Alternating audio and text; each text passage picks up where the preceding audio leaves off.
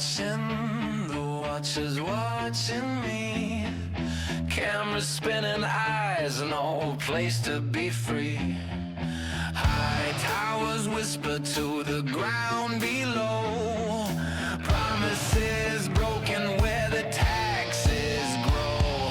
C.S.I. watchdogs sniff the trail. Follow the lies where the big dogs fail. Truth uncovered, corruption's face. Tear down the mask in the shadow place. Tear down the mask in the shadow place.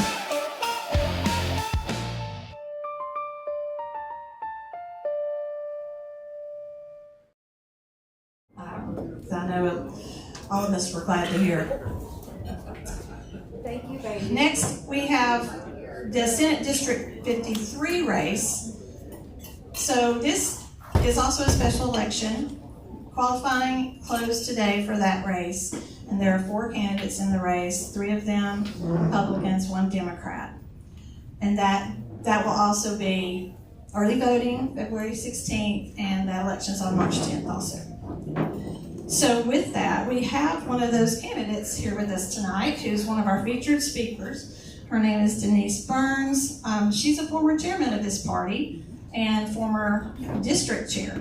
So Denise is going to speak to you and then take some questions.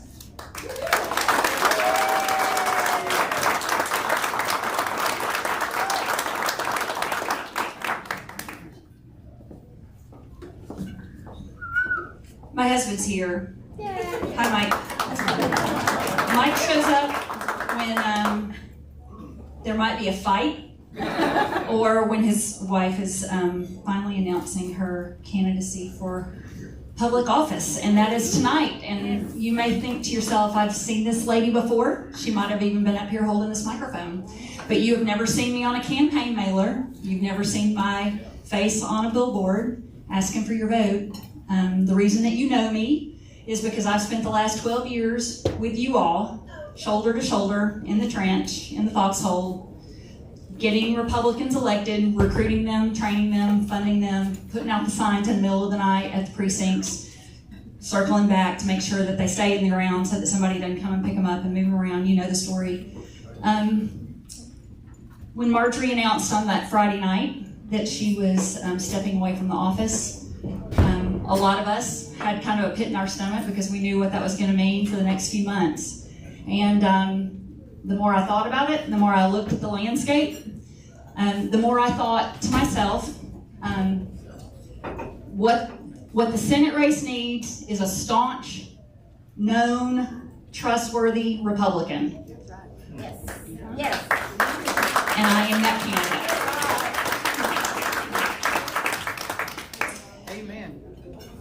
I was in Dade County last week, and the folks in Dade County want to know, what are your qualifications? Because you are here tonight to ask for a job. This is a job interview. They want to know what my qualifications are. So lots of y'all know me, and we've worked arm in arm on a lot of different legislation over the years. But for the folks that don't know me, I've been down at the Capitol in a grassroots capacity working on things like SB 202, which dates, goes back to what Jim Coles was talking about with closing up some of the loopholes in the 2020 stolen election.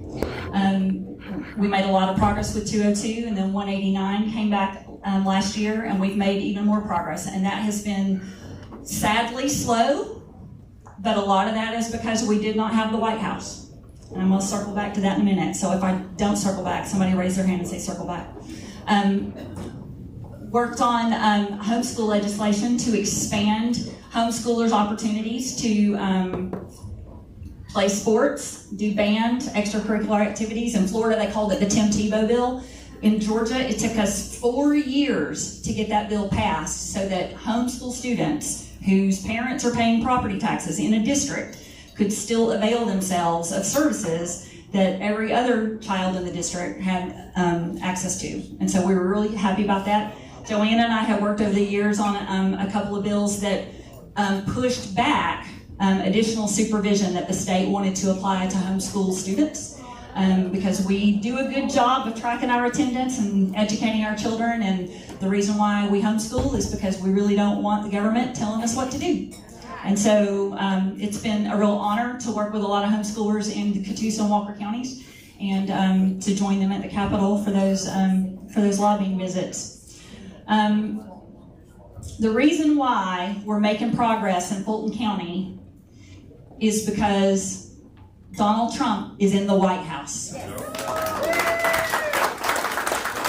If Kamala Harris was in the White House, Tulsi Gabbard would not have been walking around with that black cap on and her satellite phone communicating with the people who are going to pull this RICO case together and wrap this thing up, hopefully once and for all. Yes. So all of you with whom I have worked for the last 4 years as I served as district chair of the committee, where we saw more voter turnout for a Republican presidential candidate than we have ever seen since this district was drawn into existence in 2011, we are responsible for what is going on in Fulton County. We are responsible for getting to the bottom of this theft, this global RICO ring. And I could not be prouder to stand up here and ask you tonight to vote for me as the senator from District 53, because I want to go to Atlanta and make sure that our voting record stays strong, the things that get no voted, and the things where we can move the needle towards Republican principles and transparency and accountability and put these people in jail. Yes. Happens. And this is not a time for us to roll the dice on somebody that says they're a Republican, but maybe has never been elected to a Republican position, or somebody that doesn't know you all as well as I do. And so I'm the only candidate in the race from Catoosa County, and I'm excited to represent Catoosa County in the state Senate. And so tonight I'm asking for your vote. And Cooper Jacks, the famous, infamous Cooper Jacks, is in the back of the room. And he would be happy to meet with you, and I will as well, to gather your information so that we can start planting signs and handing out literature.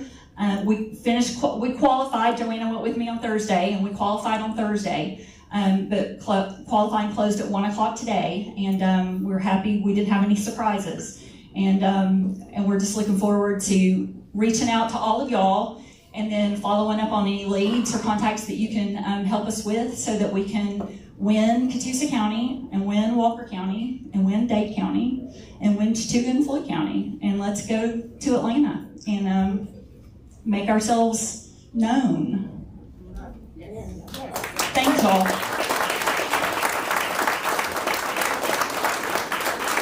I did that in 8 minutes. Oh, well, my circling back was about Trump. Because none of this is going to happen. None of it's happening, except that he wins the White House. And that was the most important part of it. We can advocate for or against in Atlanta and in Washington, but we have a friend in the White House right now, and we need to make the most of that. We need to send somebody to Washington that is going to advance that agenda. And I'm willing to be your advocate and your advancer in Atlanta. And we're going to have a new lieutenant governor. We're going to have a new governor come this time next year. There are lots and lots of potential and possibility. So early voting in 2 weeks, March 10th. Hopefully we can wrap this up in a runoff and have somebody down there to vote no on a whole bunch of stuff before the end of the sine die. Y'all join me. Thank you.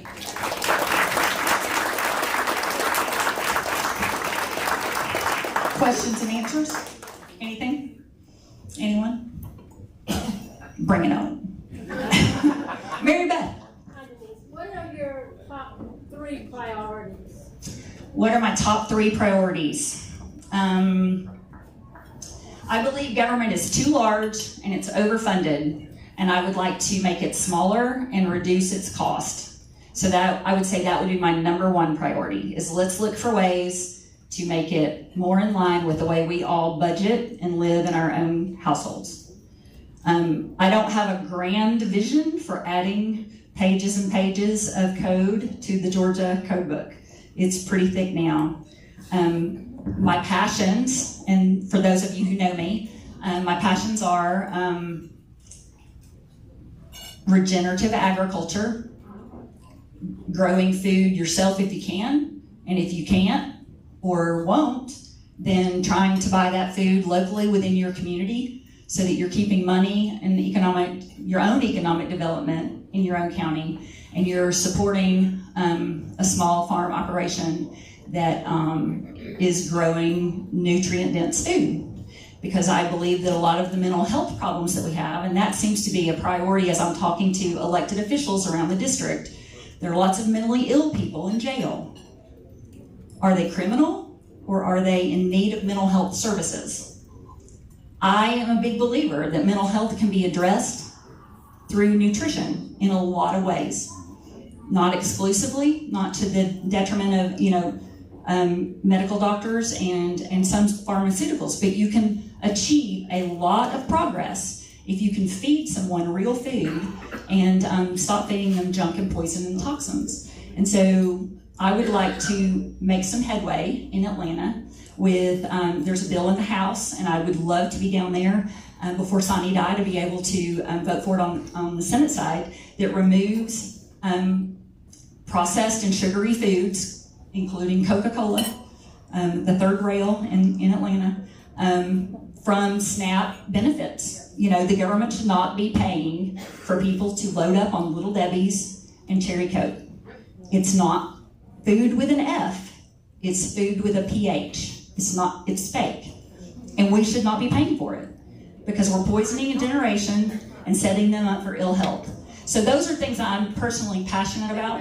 But as usual, that's my 10-minute mark. Did you have one?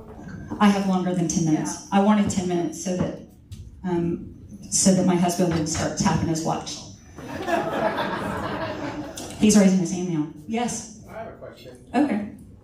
As the mother of four beautiful children. 4 beautiful children, yes. That look like their father. What would you say to the young people in our community today? One of the, I've been looking at the Senate priorities for this legislative session, and one of the things that really stuck out to me, and this was reaffirmed a couple weeks ago when Cooper and I went down to Cartersville and talked with a group of young Republicans, some of which are still in college, but a couple of which have already graduated. And one of their big concerns, and this is, our kids are in their early 20s down to age 18, is housing and their ability to find a decent, safe place to live and afford that from month to month. And so one of the Senate priorities this year has been to cap institutional investment in single-family homes. We've all heard the stories of BlackRock and some of the other private equity companies that own a little piece of everything in the whole world, buying up large tracts of single-family housing. And so the state Senate is making it a priority this year and advancing a bill to limit the number of those homes that they can buy in the state of Georgia, which I believe will start to impact, hopefully, the exponential rise in housing costs. So that is one thing that our children, we have 2 that are engaged that will be married this year, so I get to be the mother of the groom twice this coming up year. Any tips, tricks, anybody wants to provide, I'm happy to listen. But we did homeschool 4 kids all the way through, and I want to take this opportunity publicly to thank my husband for letting me do that. It's not easy, but it's also not easy for husbands and fathers. So they get to be the principal when the teacher fails to impact discipline. So, yes, Nick. I have 2 questions. Okay. First is that the transportation here in our area, a lot of the state roads, like 151, it's getting potholes. I'm traveling there now to go down and see my son in Somerville, and it's pretty bad. It's kind of an unsafe road as well.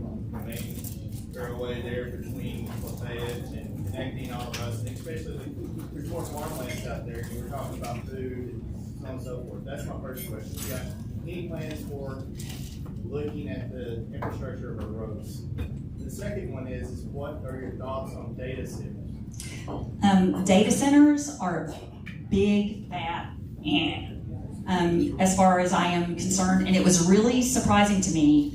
The young Republicans that I spoke with in Bartow County 2 weeks ago were vehemently anti-data center, which kind of surprised me because we don't sit around and spit on them at our house. So my own kids weren't saying that, but these kids that are, a lot of them, several of them were programming students at C.S.I, and all of them around the table nodding, no data centers.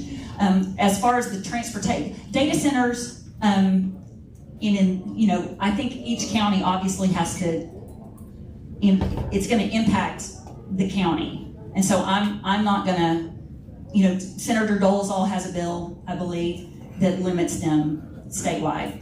And I've not looked into the details of each one of those. There's running for a campaign, running for a job, and then there's actually doing the Senate job. And I'm trying to get elected before I do the policy analysis. Where it's zoned for industrial development, if a county already has that in place, then I think the county has the option of evaluating whether or not the facility fits for that particular profile. I do not believe that any tax abatements or discounts should be applied for electricity or water in particular. I have chickens, and in the winter, chickens don't lay as many eggs as they do in the spring and the summer. And so, we're used to going to Costco and buying things in bulk and there being a discount. We, at our house, call it reverse chicken math in the winter. If somebody wants to come in and buy all of my eggs, they're gonna pay more for them than they would if they only bought a dozen or two. Because what they're doing is they're wiping out my supply, and I'm gonna collect a premium for that. And I think the same sort of reverse chicken math approach should be applied to water or electricity for a data center. They're profiting off of our resources. And one of the things that has motivated me all of these years to work shoulder to shoulder with y'all is that Atlanta comes in with an economic development package, and all they're doing is extracting resources from here and sending it to Atlanta or to New York or to Chicago or wherever the financial markets are, and they're doing that on the backs of the citizens of Northwest Georgia. And the resources are ours, and we need to steward them properly and to limit their extraction from people that are not working in our best interest.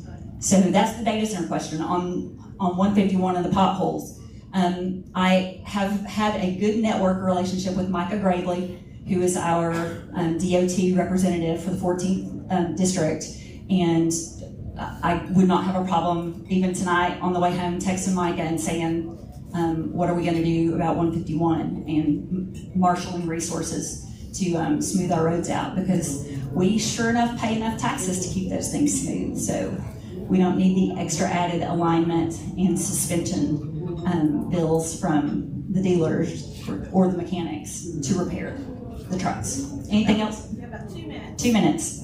David. 2 quick questions. Helping people with their budgets and stuff. Helping our farmers, what's your position on right to repair laws? Fan. And the second is help our elderly population for this kind of stuff. What's your position on ending certificate of need laws? I am anti-certificate of need across the board, so that needs to go. That helps everybody. I mean, I have an elderly mother that I'm also helping, to care for, and certificate of need is going to improve everybody. It just brings market forces into a community to force healthcare to respond just like every other industry and compete for customers on the basis of price and service. So certificate of need needs to go away. The first question was on right to repair, and if you own it, then you should not have to pay somebody. If you own it and you can fix it, then you should be able to fix it. The subscription model,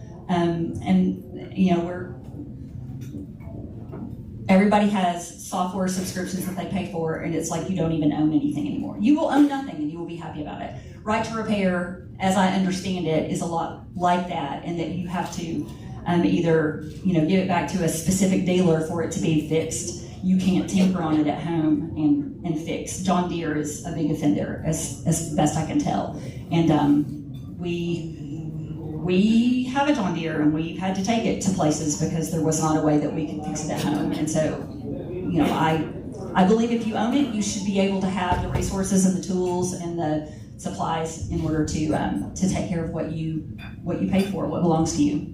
Does that answer your question? Okay. Anybody else? Mr. Tharp? So what's your position on all the bills coming through Atlanta right now about property tax and, trying to eliminate it by different means through sales tax and things of that nature? Have you had a chance to really dive into all these different ones? I have not had a chance to dive in deeply. So the cynic in me says, the Senate's trying to ditch income tax and the House is trying to ditch property tax. And everybody's getting great talking points for campaigns throughout the rest of the year. And somehow, I think at the end of the session, we're not really going to have any relief to speak of, because it's something that they're using in a campaign year to make themselves look like they want to cut. I am not an economist.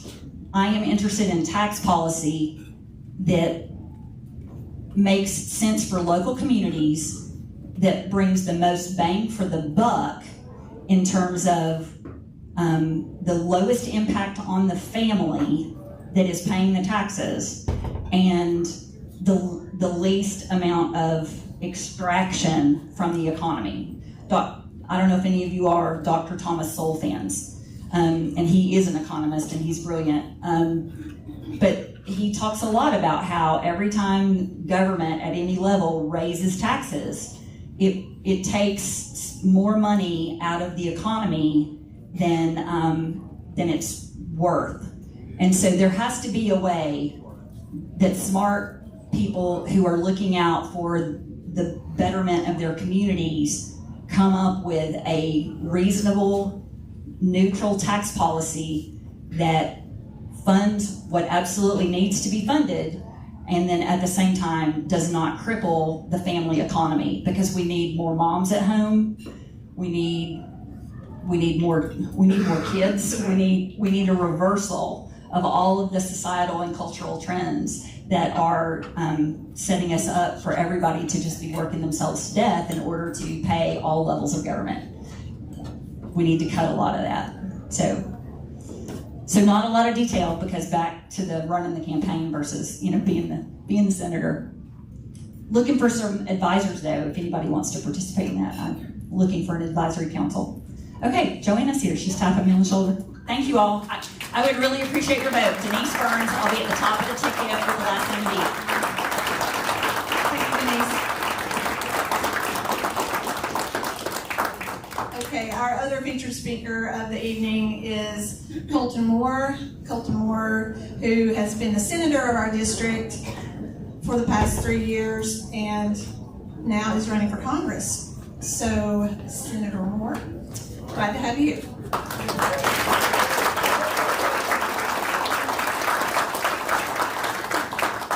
Thank you, everyone. It's great to be in Catoosa County. I tell you, there's 10 counties in this congressional district, but my favorite GOP, hands down, bar none, is the Catoosa County GOP. It's better than Floyd County's GOP, it's better than Dade County's GOP, it's better than Paulding County's GOP, it's better than any other GOP.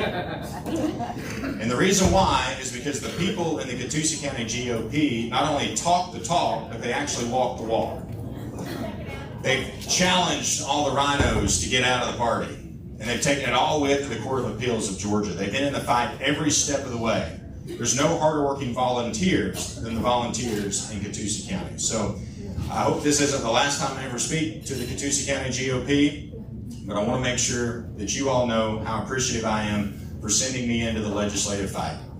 And it's been the honor of my lifetime to serve in the state Senate, but now running for Congress, there's a lot of other candidates, more than I can count. And if you look at all of their descriptions, they all say that they're mighty conservative. And I kind of equate it to purchasing a box of tea. You know, you can look and it looks like a nice flavor of tea, but you don't know what that tea is going to taste like until the hot water hits it. And ultimately, every single issue that's going to be faced by the next member of Congress, I've fought it head on in Atlanta. I was just talking to the friends in the back tables back there about transgenderism.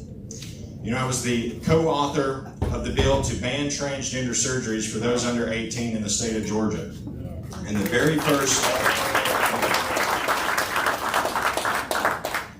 first committee hearing on this thing, it's a Republican-controlled committee, but it's full of these purple-haired crazy people, and the committee refuses to give the bill a hearing.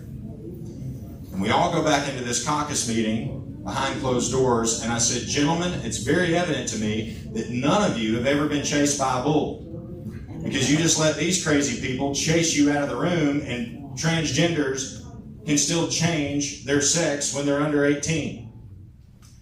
Now, ultimately, that bill finally made it to the Senate floor, and there's about 200 crazy piercings, the Capitol is a principality. It's a very evil, dark place, and you got to see it firsthand that day. And they're out there and they're screaming and they're saying, protect trans kids, protect trans kids. And I walk outside the Senate chamber and I said, fine, I'm going to do it. And they all went silent. And I said, I'm going to protect trans kids from genital mutilation. That's what I'm about to do. And they all lost it.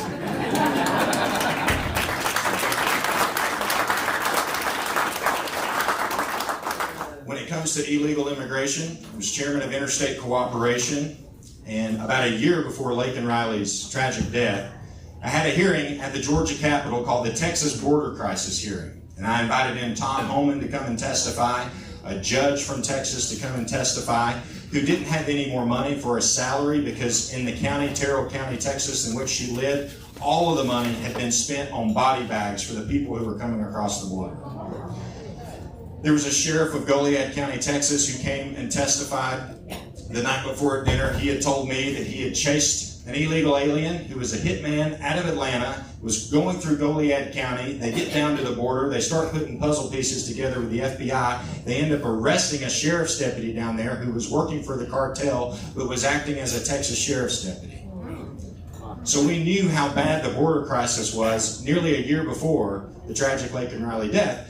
And these Texans were coming in to give us that fair warning. Now, about a month before that, I busted up in the Atlanta airport after receiving a tip that the illegal immigrants were getting crammed into a back room. They were getting tickets purchased for them by taxpayer money through an NGO and being dispersed all across the nation. So Fort Stewart, just south of Atlanta, was completely full, and they started busing those people up to the Atlanta airport. Now, the mayor of Atlanta, he called me a liar. He said what I discovered and what was on national news wasn't true. But about a month and a half ago, the United States Senate report came out and said not only was I right, but what was going on there was also going on in Minneapolis and Detroit and elsewhere. We forget that it wasn't that long ago that Joe Biden was president. The federal law wasn't being enforced, and the state legislature had to start taking action to protect the sovereignty and the citizens of our state because the federal government wasn't doing it. So I've been in every single fight. I've faced the principalities that will be faced in Washington. I know what it means to be a taxpayer champion. I've got the highest lifetime score of the Club for Growth of anyone else in the state. I've been willing to force the issue to repeal the income tax in the Senate on 3 different occasions. A lot of politicians say, I'm going to repeal the income tax. Well, I've actually forced the Georgia Senate to make that decision on a vote, and I've never gotten more than 2 other Republicans to go along with me. One of those Republicans is Greg Dolezal, who's running for lieutenant governor, so that's a shout out to him, because he went along with me to repeal the income tax.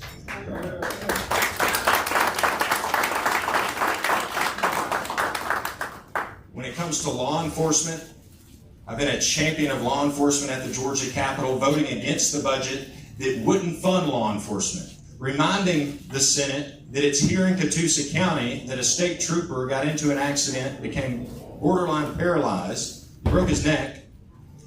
He's got kids, and the best we can offer him is $1,200 a month in medical retirement. What's ironic is I actually had to team up with a Democrat from down in Savannah to put together legislation to completely revert all of our law enforcement salary and retirement back to what it was before the austerity cuts of 2008. And unfortunately, that has yet to be passed. When it comes to election integrity, we talked about Garland Favorito earlier today. I told Garland Favorito, go into legislative council and draft every piece of legislation that you see fit, and I'm going to introduce it in the Senate, and that's what I did.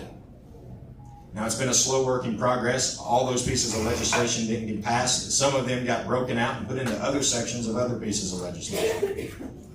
But I'm glad to see the legislature finally taking action, because we can't forget that the same people that are in power now, Raffensperger and Kemp, are the same people that were in power in 2020 when the election was stolen, and it is only because President Trump has sent the Department of Justice in there that we may finally find justice in relief.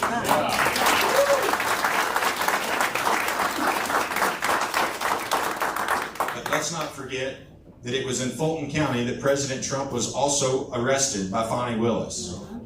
And no other Republican in the Georgia Senate was willing to go after Fani Willis to investigate and defund her other than me. They wanted to protect another fellow Republican senator who was one of those 18 who were arrested, and his attorneys were advising the Georgia senators to stay out of it because it may make it harder on our friend. They kicked me out of the Republican caucus for my fight against Fani Willis to impeach and defund her. And luckily, I've been vindicated now. Yeah.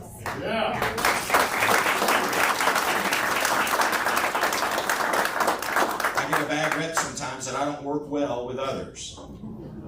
Well, I tell you what, I don't want to work with people who are on the evil side of history. That's right. There's no sense in working with them. There's no sense in compromising with that. You know, George Bush and his gang, they did a lot of bad things, but one thing they got right is they said, we don't negotiate with terrorists. And we don't negotiate with liberals either. Yeah. I tell you what, we got past one of the greatest pieces of gun legislation Georgia has seen in the last decade outside of constitutional carry just 3 weeks ago.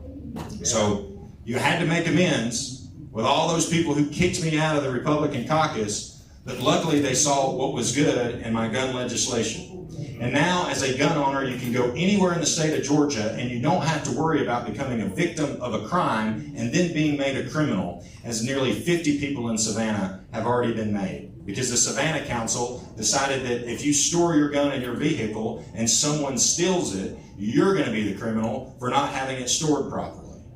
And now you have the right as a citizen to sue these municipalities for $25,000 per occurrence. Now, preemption is what it's called. Preemption has been in existence in Georgia since the 90s, but the Attorney General was responsible for enforcing it. Today, the Attorney General is no longer responsible. Now you as a citizen have the right to enforce the law yourself with that suit. Let's see, we talked about election integrity. Thank you. We talked about voting, election integrity. We talked about guns. We talked about Fani Willis. We talked about illegal immigration.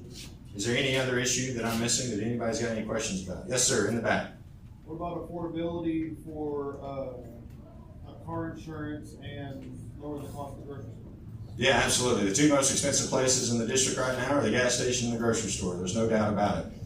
Now, when it comes to housing and young folks, obviously I think illegal immigration, we got 15, 20 million illegals in this country. They're vying for the same shelter that our young folks are vying for. I want to double down on spending when it comes to ICE. I want ICE to be 4 times, 5 times stronger than what they are now. When it comes to health insurance,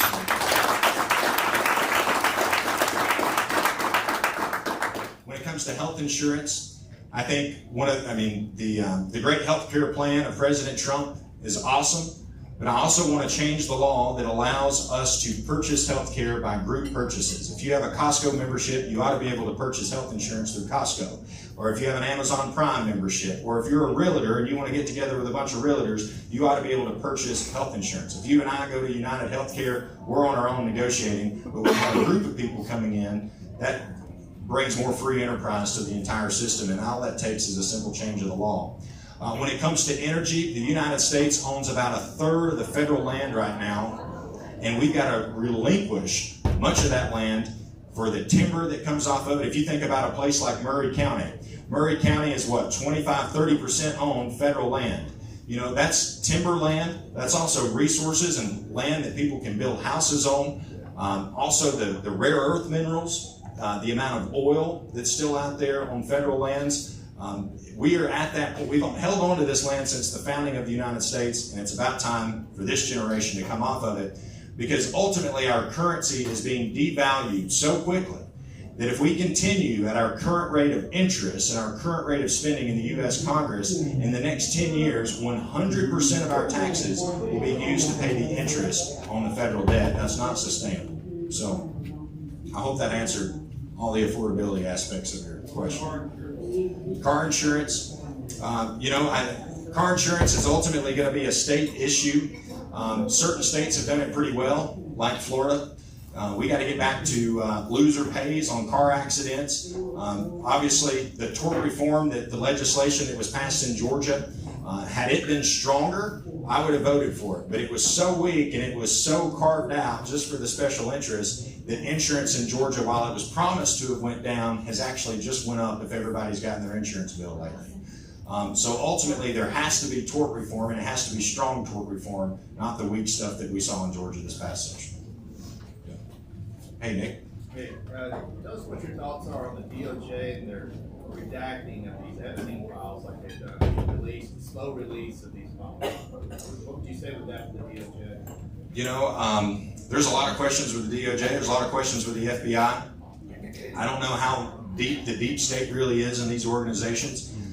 But I think it's quite alarming that a 23-year-old kid with a cell phone camera has done more to expose $1 billion worth of fraud in Minnesota than what the entire FBI was able to do. I think that goes to the Department of Justice as well. I think public pressure, as it continues more and more, people were scared to death. Oh, I'm in the Epstein files. Well, I learned today that Ron Paul was in the Epstein files. And the reason why Ron Paul was in there is because Epstein and his friends were talking about how bad Ron Paul was. So anyway, there's Glenn Beck ended up in the Epstein files today. So as more stuff is getting out there and people are realizing that you're not a bad person if Jeffrey Epstein was talking about you. In many ways, you could be a great person. Define yourself by who your enemies are. Yeah. Something about bad people. Is Thomas Massey a bad person? Absolutely not. Yes. Okay. Yep. Absolutely not. Yes, sir. Your comment about health insurance and the group insurance, were you talking about changing it so that you don't have to have a business pretext to establish a group, or that you could just privately go into a business? So right now it is against federal law for people to come together collectively and negotiate health all of us in insurance. this room is like, hey, let's start a group. That's right. And that's currently against federal law. So you're talking about changing it so that just random people? Yeah, the Catoosa County GOP could come together and say, we're going to start a health insurance policy. If you're a member of the Catoosa GOP, you're going to have the right to join our group. And right now that's against the law. Yep. Yes, ma'am. What is the status of Georgia in terms of the Renew scam? Is Georgia doing anything to reduce our bills? So the Green New Deal scam, or to reduce power? Well, I'm doing more in terms of providing access to energy, low cost energy, as opposed to windmills and solar panels and stuff like that. Is there a problem with that around the state, or anything we can do to improve low cost energy and decrease our power bill? I certainly think there is. Ultimately, that's the Public Service Commission. They have right to regulate the power companies and the railroads. I think one of the biggest things that hold back people from producing their own power is currently Georgia Power is only required to purchase 1% of the daily demand back from local sources of power production. So if you put a bunch of solar panels up on your roof and say you have a waterfall in your backyard over here from the ridge and you're producing your own power, once Georgia Power has met their 1% of daily demand, they're not required to stroke you a check anymore. So that could easily be changed with the Public Service Commission. When it comes to the Green New Scam and the Green New Deal, there was a piece of legislation that was basically copied and pasted out of California that myself and members of the Freedom Caucus were able to get stopped. Ultimately, it made it in like the last hour, in a frizzy when the public wasn't watching. But this legislation was going to allow people to theoretically use taxpayer money to retrofit their houses for earthquakes and seismic activity. So if your house is on 24-inch centers, you could say, I want a grant from the government to put it on 16-inch centers, and then that'll retrofit my house for seismic activity. So it's absolutely total garbage. The author of the bill over in the House, as we killed it the first time, came over and said, Colton, just what problem do you have with this bill? And I said, just open it up to any section and I can point to you the problem. And he goes, oh, I haven't read it. The lobbyist wrote it for me and asked me to carry it. So anyway, Georgia's got its own green news. Yes, sir. I just want to remind about election integrity that it wasn't just the presidential election. I mean, basically all of our elections are in doubt now, going backward. Now we're admitting that there was fraud. We know it, of course we know it. Sure. But the mainstream media is not covering it, and nobody that is on the far other side is admitting to it. And what can we do to bypass the media to let people know, look, the election really was stolen? But also, what about Herschel Walker and the other candidates that also, I'm feel pretty confident that those elections were stolen as well. No, absolutely. I mean, we could talk to Mark Swanson over here and go through a litany of different examples of how the election was stolen. We all know that. But remember, that was almost a decade ago, and the same people who were in power, Raffensperger and Kemp, are the same people who are in power today. So they're the ones who are the blockade on getting any accountability. And I think we should just, say our prayers and thankfulness that President Trump has been able to send the Department of Justice in and try to take account. But yeah, I mean, we've had to flood the polls. I think God ordains leaders and he also takes them down. And ultimately, I think we prayed hard enough and God put President Trump in the office.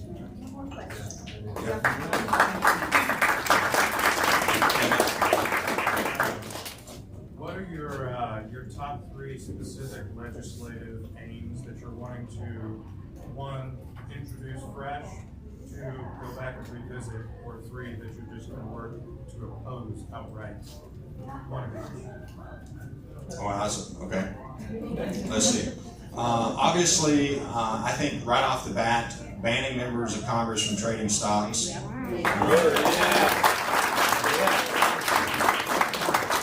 mean, it's worse than insider trading. Obviously, these people are, for example, if you're on the Defense Committee and they're putting up new metal detectors at the Chattanooga airport and you're drafting the legislation to where only one contractor could theoretically be that, you already know where to place your money in for the stocks, right? So it's worse than insider stock trading. There's members of Congress that are making millions of dollars a year. Stock trading, obviously they represent their bank accounts and they don't represent the people anymore. I think there's already 100 and something signatures on that legislation. It's a bipartisan piece. I really want to see that go through. And also members of their family, and also members of their staff as well. Because members of the staff have to put out campaign reports anyway. When it comes to agriculture, I really want to see the Crime Act go through.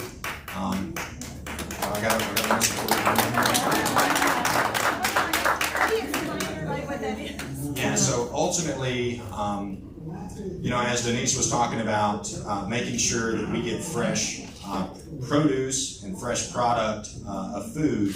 The Crime Act is one of the greatest pieces of legislation to do that because ultimately it deregulates the USDA from sticking their very expensive hands into things and lets things that are produced in a place like Georgia being sold in Georgia and consumed in Georgia to avoid USDA interruption.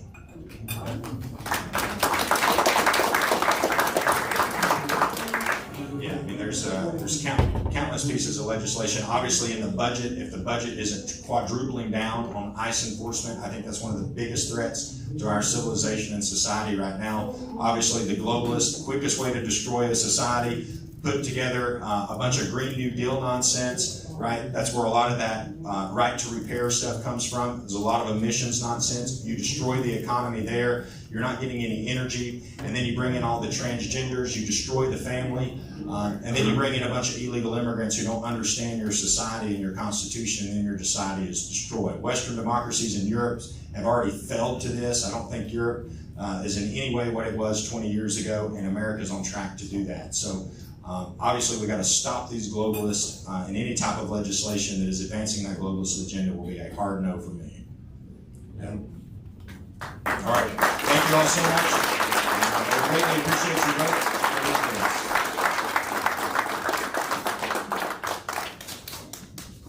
so much. Okay, so now we have a few candidates here that weren't our featured speakers, but I just wanted to let them introduce themselves to y'all. So I don't want to miss anybody. I know we have Christian Hurd and Jared Craig. We have Lauren Elsberry here. Were you going to speak on behalf of Blake? Yes. Okay. And we also have Joel King. Anybody else? Did I miss any candidates? Okay, well, why don't we go ahead and start with Joel King. Joel is going to be, or he is running for our Catoosa District 4 Commission spot.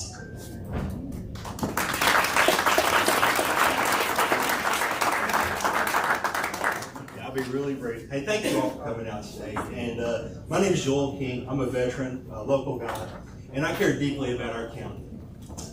Like many of you, I just want government that's steady, honest, and doesn't get in the way of everybody's everyday lives.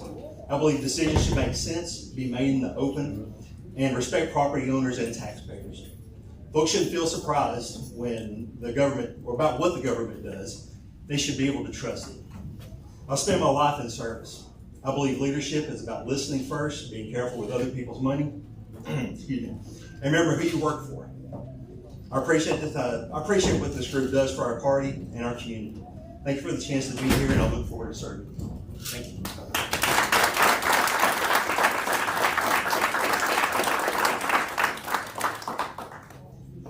Also, Larry Hilley is here, the congressional candidate. I'm going to go ahead and let Mr. Hilley speak. Come on up.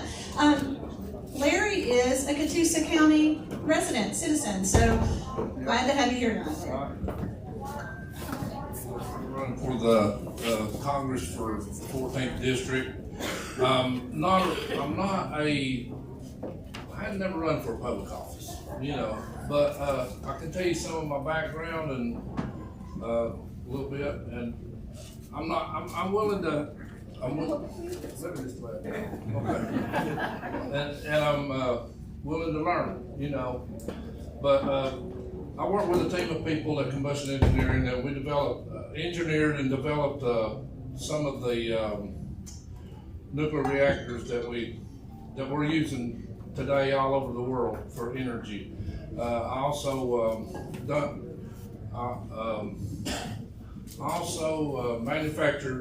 engineered and manufactured or developed, or whatever you want to call it, my own little crypto miner that mines cryptocurrency. Okay, I did that at my house. So that I owned a business with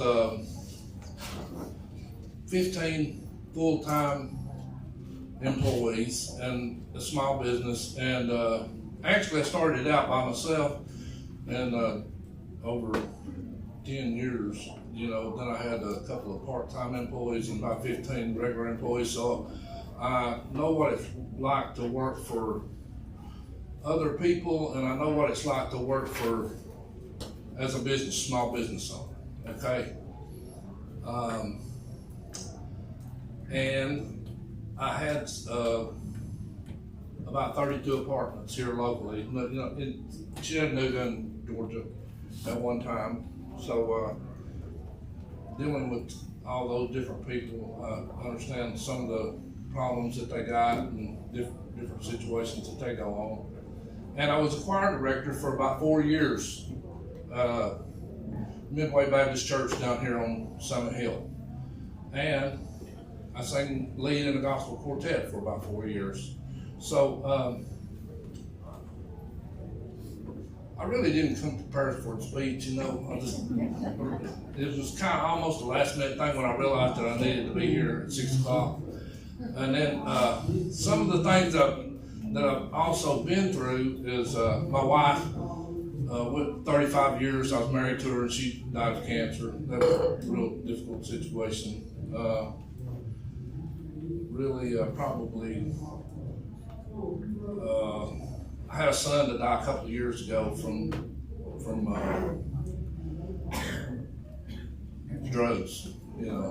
Fentanyl really what got him. So he didn't. But anyhow, but that getting past that. But what I want to do for the American people is I would love to see there's so many.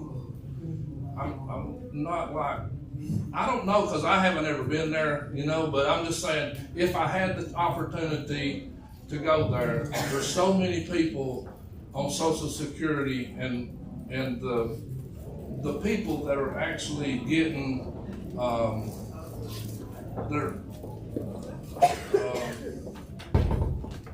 getting money from the Social Security. I'd love to be able to help them to increase their benefits. There's a lot of people that's, you know, getting $700-800. I don't know how much time I got to talk.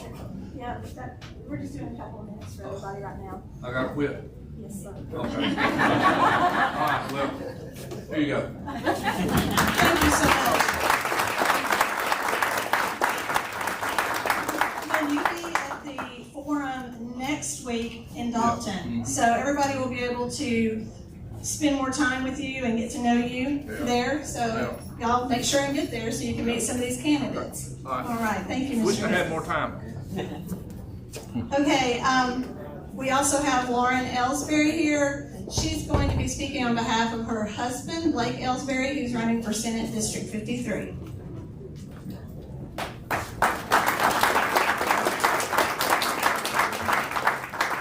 Okay, I'm gonna try to be real quick because I have one back there who's, when I say dead asleep, I'm not sure I'm gonna be able to get him out of here. So Blake did have a prior commitment. That's why he's not here. And Denise was really hard to follow. Like, I was talking to a friend of mine the other day, and so I was reading Blake the text back and forth, and he said, "Are you trying to get him to vote for me or Denise?" I said, well, I mean, obviously you, yeah, like, yes. And he said, "You're not allowed to talk anymore." So, anyway, like, all she said.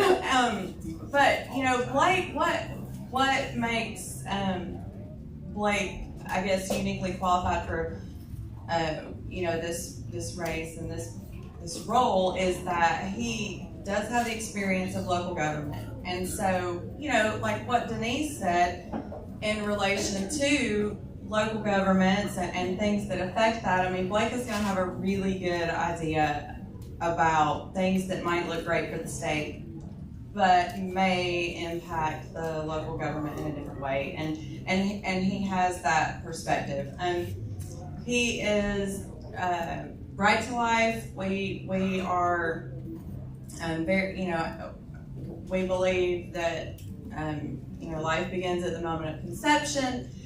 He flew the Right to Life flag in our county. Was the only county in the state of Georgia to do that. He's been on many legislative boards, like through the ACCG.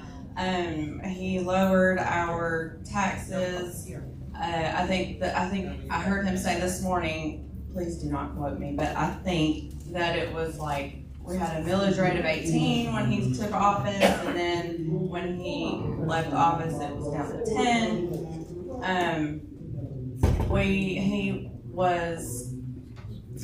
The first freestanding emergency room was built in Catoosa County, and it has surpassed all expectations. He negotiated a contract for our EMS services in Catoosa County, and they, you know, the county wasn't paying anything. And somebody said, well, why are you going to negotiate and rebid that contract out?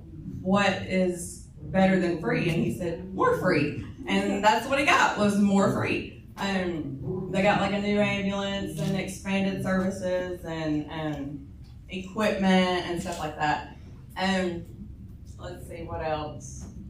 Y'all go to his Facebook page, Blake Elsberry for Senate, or State Senate, I think. There's a website. He will talk to anybody. You know, how he is in public, that's really how he is. When I asked him in 24 during the election, I said, are you worried? Like, are you worried about losing? And he said, well, I'm worried about the county. And I was like, are you an alien? Like, who's really like that? You know, but he really is. Like, he was worried about the county and how it would affect the citizens in the county. So that is his genuine concern. I've been in the basement, you know, like trying to save our stuff from the flood because he's been in town helping the citizens of the community. And so that's what he wants to do. Thanks. Thank you, Lauren.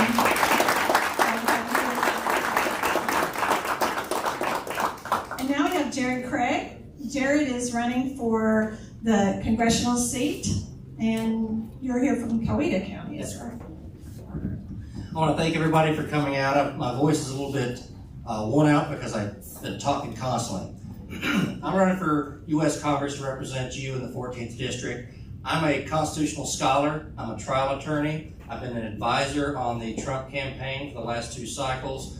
I've been in the trenches, on the sidelines, promoting veterans, first responders to get into office, to get active, everywhere from the county commission to the state level to the federal office across the country. I've been promoting the America First movement because I've been part of it. I've been promoting the MAGA movement, the agenda, because I've been instrumental in it. I've been on the sidelines. I'm capable. I know the language. I know the law. I know the actors. I know the games. I see candidates that go up to multiple levels. And the problem that we see is people that sit back and wait for the consultants to tell them what to do. The consultants to present them with bills. The consultants to tell them what the bill has in it and to present the bill. I promise you, I'll draft my own bills. I've already been doing it. I've been drafting bills for Garland Favorito. I've been drafting bills at the federal level. I've been drafting bills at the state level. I have the HALO bill to protect first responders. That's currently House Bill 390. That's in the Senate now. It's been bouncing back and forth. So Colton, please vote for that if you have a chance to do that. Oh, actually, never mind. I think you've already resigned, so maybe whoever's in there, please vote for House Bill 390. But nevertheless, what I present is a qualified candidate that will go and not create the theatrics, will not create the stunts. I can look you square in the eye and tell you what I believe, and you'll know who I am. You'll know why you like me, or you'll know why you don't, because I am straightforward. I don't hide anything. I'm not here to entertain you. I'm here to do the job. I know what the job is. I'm qualified. I'm willing to do it. And this is the time that the people of Georgia's 14th deserve a good, qualified, sturdy loyalist to the Constitution and to your individual rights. Yes, I'm loyal to the Trump administration, but I'm loyal to him because he is loyal to us. He agrees with what I was raised to believe. He agrees with what y'all were raised to believe. And I'm a strong Christian conservative Republican, and that's who District 14 is. So I ask for your vote. Look me up at jaredforcongress.com. I'm on social media. I'm not very nice. I'm pretty straightforward. People that don't like me on social media, I rip them up. And I invite you to interact with me, ask me questions, and if you have any concerns, please voice them because I'm an open book and I will listen. So thank you very much. Thank you, Mr. Craig. And now we have Christian Hurd, who is running for State House District 2. Thank you, ma'am. Good evening, everybody. My name is Christian Hurd. I'm going to get the bad stuff out of the way first. I live in Whitfield County. Oh, forgive me. So I live over in Whitfield County, and I read the writing on the wall, and I wanted to do myself and everybody in this room a favor. I was not going to be on that congressional ballot because I've been listening to folks, and what they're saying is we need people at the local level that are talking about the things that matter to people and put them first. So I married my wife, Bailey. We got married 2 weeks after we graduated college. We got ourselves a 1-year-old baby girl. I've lived here my entire life, other than going to the University of Georgia and serving in the United States Marine Corps. I don't like talking about myself. I just want to tell you what I would like to do if you send me to replace Mr. Steve Tarvin. So number one, let's talk about property taxes. That's at the very top of the House of Representatives agenda. That's what's bothering all of us. I know a lot of folks have been leaving my county heading up to Tennessee, and I imagine you guys over here in Catoosa are having the same issue. We put governments together to protect our rights. And there's no situation where we have to have old folks, young folks, can't stay in their houses or can't get a house because local spending's going out of the way, going through the roof. The state government has got to put protections for all of us. Number two, let's talk about liberties. I am from a home of over 50 foster children. There are people out here today that tell you they would have been better off than they've been born. I will be a warrior for the right of children to be born. And I'm going to be a warrior for our right to bear arms, and that's something I'll never bend on.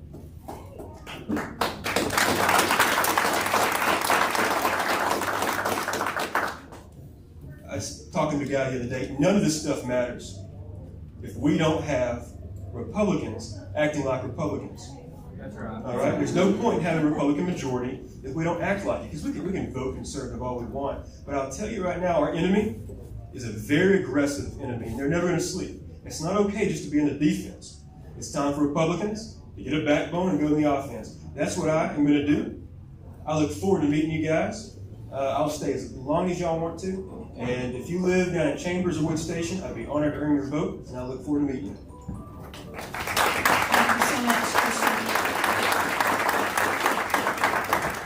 There also may be some people here from Walker or Whitfield that are in your district too. So that concludes our program for the evening. Really glad again that each one of you are here tonight. There are some signs also for some candidates that are not here tonight. A couple of our speakers from the last meeting, Randy Trammell for state school superintendent, was really well received last month, and you all might want to take a look at his campaign. We've had 3 of the state school superintendent candidates here with us already. We might be able to get one more. So that election won't be till May though. But those candidates are already coming around, because really we are in election season before this whole special election happens. So we have a lot of candidates to hear from. So again, the candidates that were here tonight.